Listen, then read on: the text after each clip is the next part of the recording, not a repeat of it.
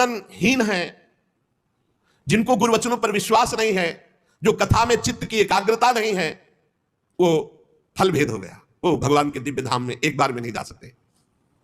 गोकर्ण जी आपको तो लेने के लिए स्वयं गोलोक बिहारी आएंगे, यूं कहकर के विमान अंतर्ध्यान हो गया, अर्थात चले गए। गोकर्ण जी ने समस्त श्रोताओं से कहा, बिना तुम्हें विमान में बैठा ले मुझे चैन नहीं। सावन के महीना में हम फिर अनुष्ठान करेंगे, सब लोग कथा सुनो और सच्चे नियम से रहो, उसका मनन करो। ऐसा ही किया, सब लोग उपवास करके अल्पाहार करके कथा सुने, और जे ही 7 दिन में कथा की समाप्ति हुई तो भगवान के बहुत से पार्षद विमान लेकर आए, और जितने कथा सुनने वाले थे सबको परम धाम ले गए। और भगवान ने गोकर्ण जी को स्वयं गोलोक बिहारी हृदय से लगाया।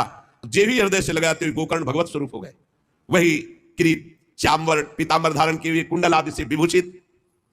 यहां तक कहते हैं कि उस कथा में सुनने में जो कुत्ते भी बैठे थे, वो भी गोकर्ण जी की दृष्टि पड़ने पर विमान पर बैठकर भगवत धाम को गए। भक्तवत्सल भगवान श्री कृष्ण इतने गोकर्ण जी पर प्रसन्न हुए कि तुमने सबको कथा सुनाकर मंगल अनुष्ठान। इसलिए गोकर्ण जी जिस जिसको चाहा, मालूम कथा सुनकर कुत्ता मनन तो नहीं कर सकता, लेकिन गोकर्ण जी ने मनन किया कि ये कुत्ता भी कथा में बैठा था, इसका भी भगवत उद्धार हो जाए। ये आप इसीलिए आसपास जो है जीव जंतु सब भगवत स्वरूप हो जाते हैं। बड़े बड़े सिद्धों को जो गति नहीं मिलती, भगवान की लीला कथा सुनने से, गोकर्ण जी के प्रभाव से धुंधकारी सहित समस्त श्रोताओं को भगवत धाम की प्राप्ति हुई। शेष चर्चा आगे। श्री राधा वल्लभ लाल की जय।